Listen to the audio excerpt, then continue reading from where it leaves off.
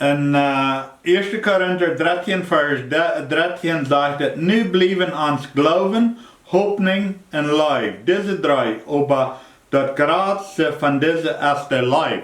Worin is de lief dat grootste? In 1 Korinther 13 vers 8 sagt het, lief heeft geen eind. We kunnen geloven hebben en we kunnen hoopning hebben. We bloos aan denken aan ons Christentum.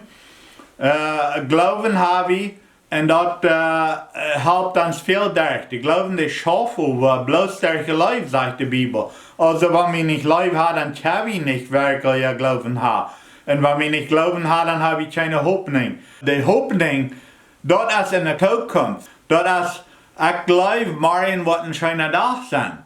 Dat gestern wird ein schöner Tag. Die Vergangenheit, die ist dort wird ein schöner Tag. Von der kann ich auch sagen, das ist ein schöner Tag. Aber morgen glaube ich, dass das wird ein schöner Tag sein. Oder ich hoffe, das wird ein schöner Tag sein. Vielleicht habe ich was geplant morgen, dann hoffe ich, das wird ein schöner Tag sein. Das ist in der Zukunft, das habe ich nicht gegenwärtig noch nicht. Was gestern ist gewesen, das ist in der Vergangenheit. Dat haben wir all, dat weet wir all, dat braucht wir keine Glauben, kann keiner sagen, ich hoffe, gestern wird ein schöner Tag. Das stimmt nicht mal, das macht keinen Sinn. Aber ich hoffe, morgen wird ein schöner Tag sein. Das ist ein Verweichchen mit Glauben, dass das wird sein, aber die Leib, die ist gegenwärtig. Ich kann nicht morgen wem leben. Ich kann hoffen, dass ich wem treffen, wem ich leben kann.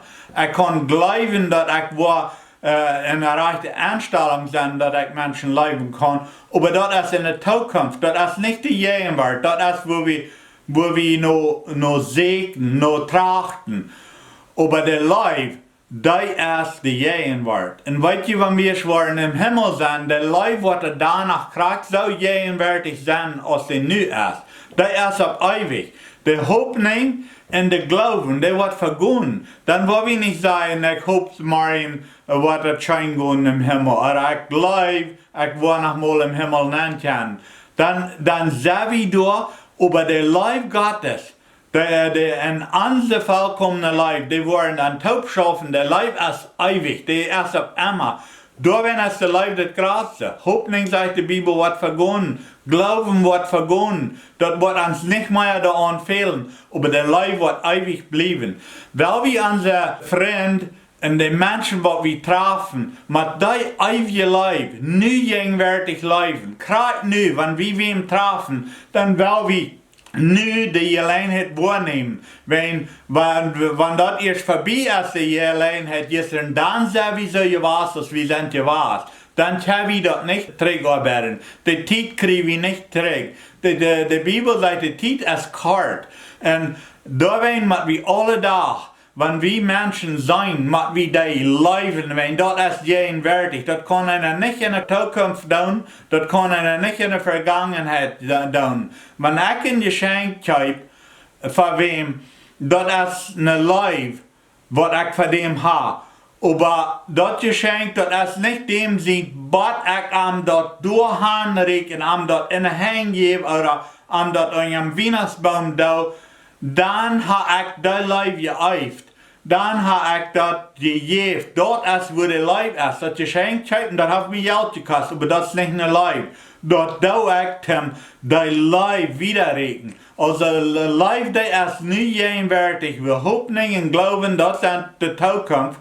Und die werden vergehen. Und die Vergangenheit, das haben wir nicht nicht am ändern. Ich rede mehrere Wege zurück von mein ein Onkel, was da sehr gereicht wird und sehr die Zeit noch fallen, aber die hat nicht Leib. Dort ist es, ich den Onkel behalten kann. Der ist Luther noch mir gekommen und hat gesagt, dass der Leid, dass er so geschafft hat, als er hat. Ich weiß, dass der ist nicht anders, aber bei mir, die viele Jahre, was der ist so gewesen, so ist zo is hij bij mij. En dat kon hij niet terugarbeiden. Dat kon ik niet vergeten. Ik had ihn vergeeft, ik had ihn te goed gehouden. Ik wil wellicht door hem voeren en middag gaan met ihn top. Ik wil irgendwas met ihn doen. Over die vele jaren, wat hij zo weer ohne lijf arbeiden deed. Bloos met het gezag, bloos met de regelen arbeiden deed. Die vele jaren, die zijn voorbij. Daar kon hij niets aan ändern. God heeft hem dat vergeeft, ik heb hem dat vergeeft. Dat hebben we alle te goed gehouden, dat is alle voorbij. Dat houdt God niet meer aan en ik ook niet. Maar die jaren zijn voorbij. Daar kan hij niets meer doen. Hij kan niet teruggaan en daar anders.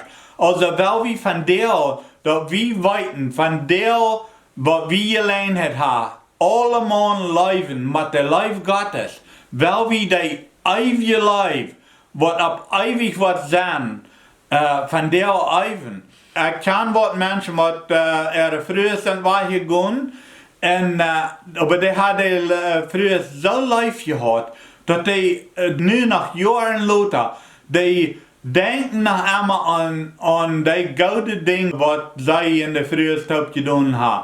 Ze hadden zo lijf, de lijf is eeuwig. Wat we lijf doen, dat blijft mensen eeuwig zitten. Niet bloos hier op hier, de lijf is eeuwig. Dat wordt im Himmel ook. Dat wordt een loon geven im Himmel voor die lijf wat we hier geëifd hebben. Welke mensen leven van deel met een jeden werkje lijf.